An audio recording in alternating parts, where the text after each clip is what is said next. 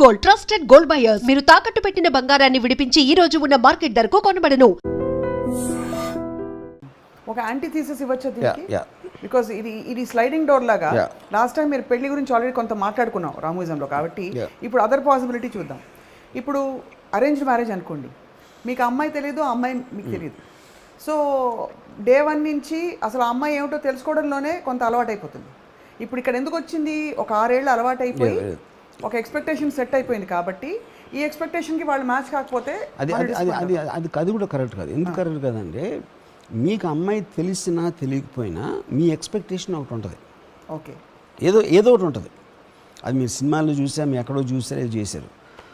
ఏ personality అయితే, ఇప్పుడు for example నాకు తెలిసిన ఒక అమ్మాయి పెళ్లి చేసుకున్నాక, అరేంజ్ మ్యారేజ్ చేసుకున్నాక అతను అతి వినయం అతను అబ్బాయికి, అలా బాగున్నారా అండి, కూర్చోండి అంటే తనేమో ఒక యాటిట్యూడ్తో కాలు మీద కాలు వేసుకుని కూర్చుంటుంది.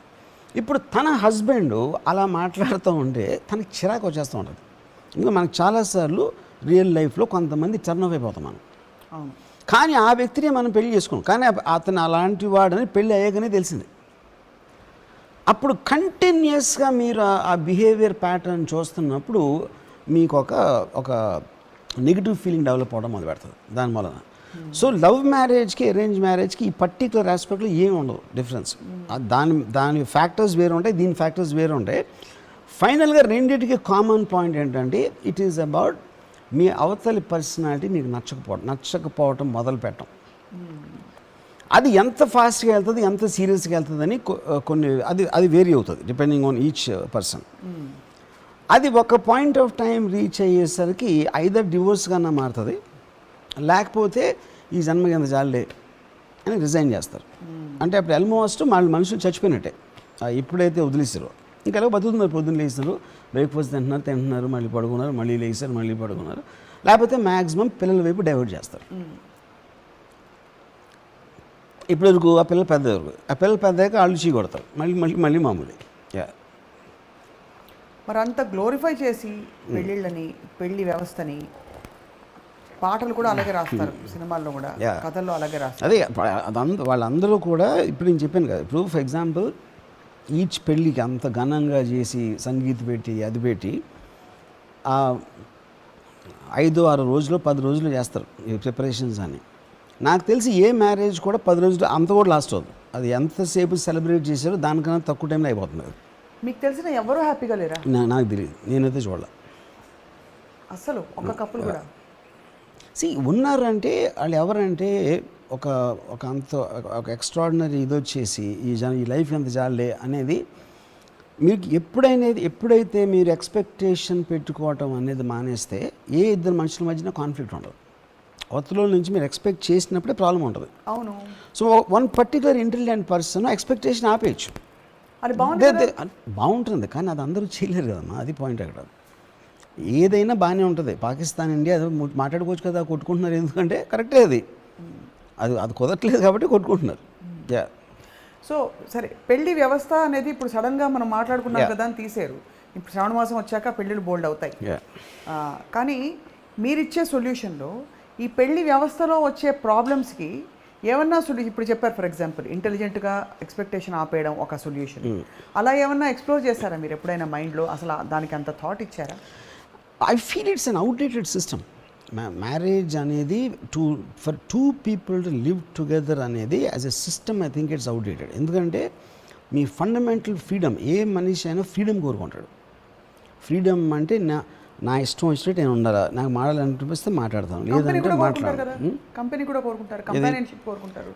నేను అదే చెప్తున్నాను, కంపానియన్షిప్ కోరుకున్నప్పుడు నేను కోరుకున్నప్పుడే నాకు ఆ కంపెనీ కావాలి, నేను కోరుకున్నప్పుడు ఆ కంపెనీ ఉండకూడదు అక్కడ. కానీ పెళ్ళిలో ఏంటంటే మీ ఇద్దరు ఒకే చోట ఉన్నారు కాబట్టి ఆ కంపెనీ భరించాల్సి వస్తుంది, అది ప్రాబ్లం. మీకు స్వతహా కావాలి, నాకు నిన్ను కలవాలనిపించి మీకు నన్ను కలవాలనిపించినప్పుడే మనం కలిసినప్పుడు that company works, not in the reverse. చక్కగా ఆదర్శ దంపతులు, దేవుళ్ళకైతే మనకి ప్రతి వాళ్ళకి ఎక్సెప్ట్ రాముడు తప్ప అందరికీ ఇద్దరిద్దరు భార్యలు. So obviously it has been a very glorified institution, especially ఇద్దరిద్దరు భార్యలు, ముగ్గురు భార్యలు will work in a way. ఎందుకంటే అక్కడ ఈ ఈ పొజిషన్ అనేది ఎప్పుడైనా మీకు ఇద్దరు ఉన్నప్పుడే వస్తుంది, ఇద్దరు ముగ్గురు ఉన్నప్పుడు రాదు. That will be directly proportional, expectations తక్కువ అవుతాయి అక్కడ. యా, అందుకని ఇప్పుడు మీకు రాజులు హ్యారమ్స్ ఉండి 200-300 మంది భార్యలు ఉండేవాళ్ళకి, అక్కడ మీకు ఎప్పుడు భార్య భర్తలు కాన్ఫ్లిక్ట్ రావడానికి ఆస్కారం లేదు, ఎందుకంటే టైం ఉండదు. కాదు వాళ్ళు కూడా ఎక్స్పెక్టేషన్ ఉండదు. సి దేర్ వర్తినెస్, భార్య తన వర్త్ అని ఫీల్ అయినప్పుడే తను ఎక్స్పెక్ట్ చేస్తుంది, డిమాండ్ చేస్తుంది. ఎప్పుడైతే ఆ వర్త్ అతను ఇవ్వట్లేదు అనుకున్నప్పుడు ఎక్స్పెక్టేషన్ కూడా తగ్గిపోతుంది. యా, మీ దృష్టిలో మీరు చూసినంత వరకు పెళ్ళిళ్ళలో ఈ రిఫ్ట్ రావడానికి లేదు నచ్చకపోవడానికి కారణం పర్సనాలిటీ క్లాషెస్ అంటారా, లేక బోర్డమ్ అంటారా ఇద్దరి మధ్య? లేదు కనెక్టెడ్. ఇప్పుడు మీకు ఒక మనిషి బోర్ కొట్టచ్చు, లేకపోతే ఇరిటేట్ చేయొచ్చు, లేకపోతే తను చెప్తుంది నచ్చకపోవచ్చు, లేకపోతే ఇలాంటి రకరకాల anything you disconnect with other person will follow in the same category. Yeah, so there is no permanent, you are not looking at procreation or continuing the progeny. అలాంటి procreation is a separate aspect. అది ఎందుకు చెప్పాను కదా, దానికైనా పెళ్లి చేసుకోవాలా? That's what I'm saying. అది వాళ్ళ ఇష్టం. ఇప్పుడు దానికోసం చేసుకోవాలా, నా కొడుకే కావాలి, నా కూతురే కావాలని, that's a separate aspect altogether. అలా ఉన్నప్పుడు మీ ఊరికనే కావాలంటే మీరు పెంచుకుంటారా, లేకపోతే మీరు ముందే చెప్పేసి నాకు కావాలి, ఇంతకన్నా నాకు కంపానియన్ ఇవ్వను, నీ కంపానియన్షిప్ నాకు వద్దు అని చెప్తారా? That's your call. అది ఈచ్ పర్సన్స్ క్లారిటీ బట్టి ఉంటుంది. బట్ ఈ సీ డివోర్స్ ఇప్పుడు ఇంకోటి, free society is directly proportional to divorce rate.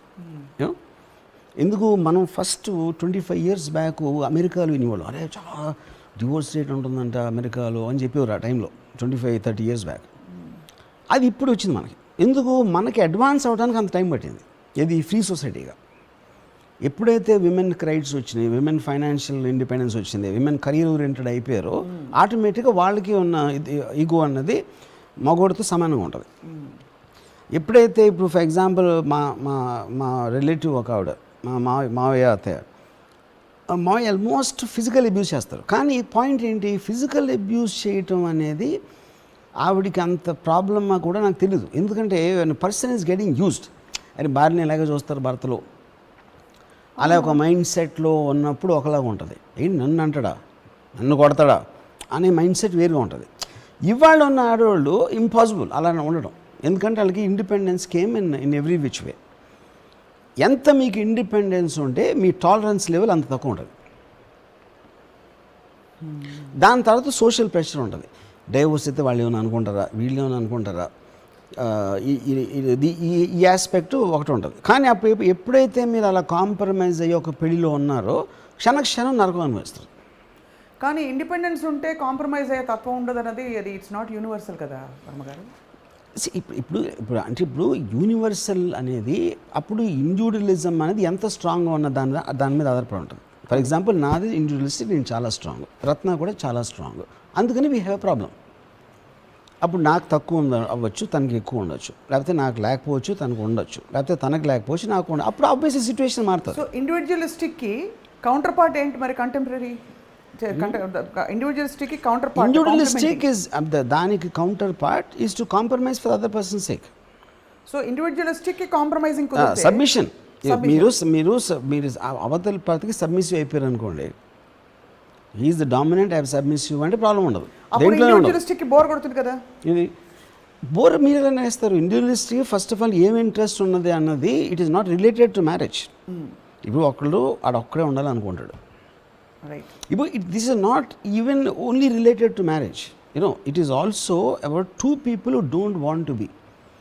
ఇప్పుడు నేను నా కజిన్ ఉండేవాడు శేఖర్ అని.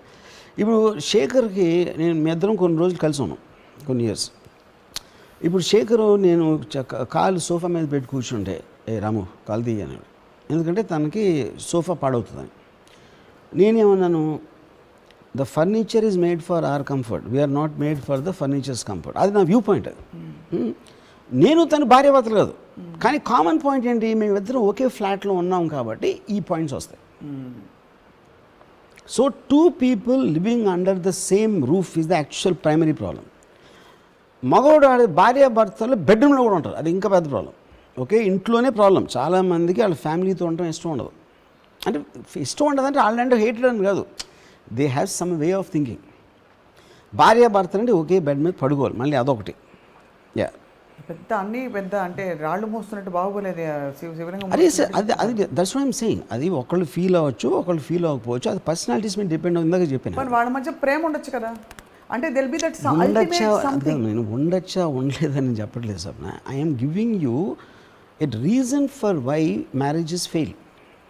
ఉండొచ్చు కదా, ఉండాలి కదా అనేది పాయింట్ కాదు, ఎందుకు ఉండట్లేదు అనేది చెప్తున్నా. కానీ ఐఎమ్ కదా ఇద్దరు మాడుకోవచ్చు కదా, అప్పుడు సప్న గారిని పిలిచి సలహా తీసుకోవచ్చు కదా అంటే దానికి నేను చెప్పను. నేను my whole premise I'm trying to explore is that while there are via media solutions, is it right to look at marriage as a complete failing system? Are there any more intelligent models in the interim అని చూస్తున్నా. what is suggested as a model, the only model which should work for two people is when they have a complete freedom to only meet when they want to. అది ఒకటే, ఇంకేం లేదు. అది ఎవరికి కావాల్సినప్పుడు అదొక కలవాలి. నాకు మిమ్మల్ని కావాలనిపిస్తే నేను అడుగుతా, మీరు వద్దన్నా నాకు ఓకే. మీకు కావాల్సిన నన్ను అడుగుతారు, నేను వద్దన్నా మీకు okay. That is giving respect to the other persons desire and thing. ఎప్పుడైతే మీరు ప్రెషర్ పెట్టి నేను మీ భార్యను కాబట్టి నన్ను సినిమాకి తీసుకెళ్ళాలి, మీ భార్యను కాబట్టి నన్ను అక్కడ తీసుకెళ్ళాలి అంటే అక్కడ వస్తుంది ప్రాబ్లం. వారానికి ఒకసారి సినిమా, అదే ఒక outing. అక్కడ ఏంటంటే wanting to do, having to do మధ్య డిఫరెన్స్. నాకుగా నేను తీసుకెళ్ళాలి అనుకోవటానికి, తీసుకెళ్తే పోతే ఇప్పుడు చంపుతుందిరా అని చెప్తానికి ఉన్న డిఫరెన్స్ అది. ఈ వాంటింగ్ టు డూకి ట్రిగ్గర్ పాయింట్ యూజువల్లీ ఏముంటుంది? వాంటింగ్ టు డూ ఇస్ మీ సెల్ఫ్ డిజైర్. అది self desire. Your self thinking అనేది your wanting to do it. అంటే అది మీ హ్యాపీనెస్ కోసం చేస్తున్నారు. మీ హ్యాపీనెస్ నుంచి తన హ్యాపీనెస్ వస్తుంది. కానీ తన హ్యాపీనెస్ కోసం మీరు యాడ్ చేసినప్పుడు you feel the pressure and that will keep building up. అది కొంతకాలం అయ్యాక స్ఫోటనం. Yes right. యా మీరు ఆ పాట తీసినప్పుడు ఐఎమ్ జస్ట్ వండరింగ్ మీ మైండ్ స్టేట్ ఎలా ఉంటుందో. ఏది సరసాలు చాలు శ్రీవారు వేళ కాదు. Yeah what was your mind state అసలు అప్పుడు? ఇప్పుడు అక్కడ obviously the context of the ఫిల్మ్లో వాళ్ళిద్దరి మధ్యన ఉన్న relationship I wanted to build something so that it will work for the film. But ఆ kind of a context it's not that it never existed in me. Maybe నా college టైంలో అంటే ఒక 2-3 years before marriage I probably was in that mental state. అదే ఈ సరసాలు చాలు శివారు, I mean whatever you call romance or love or intense love. If you don't mind, can you share? Yeah, I told you, no? What is intense love to you? Intense love is when you feel that తను లేకపోతే నేను బతకలేను, బతికే waste, అసలు తనతో ఉంటే చాలు నా జీవితం అనేది, that is what I call intense love. Because you are negating everything else. అది సినిమా. అదే నాలో నేను ఒక సినిమా తీసుకున్నా. ఇప్పుడు ఒకవేళ తనకి నా మీద ప్రేమ ఉంటే తను కూడా, నాకు ఒక ఫిలింలో ఒక డైలాగ్ గుర్తుంది. కొడుకు అడుగుతున్నాడు మా ఫాదర్ని, ఎందుకు ఇడిపోయారు మీరు నా మదర్ అంటే, తను అంటాడు, son we drew pictures of each other in our minds. Only after the marriage we came to know that they are just pictures, they are not real. Yeah as one of the defining lines about marriage నేను అన్నది. You know, ఎందుకంటే మీరు expectation, ఇప్పుడు మనం చాలాసార్లు మన మనిషికి మనకు ఒకళ్ళు ఎంత బాగా మనకు తెలిసినా కూడా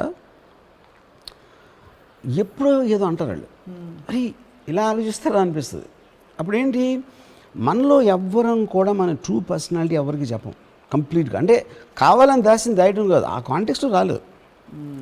యూ విల్ బి డిఫరెంట్. నాతో వేరేగా ఉంటారు, మీ ఫ్రెండ్తో వేరేగా ఉండొచ్చు, లేకపోతే మీ పిల్లలతో వేరుగా ఉండొచ్చు. All of us have different personalities.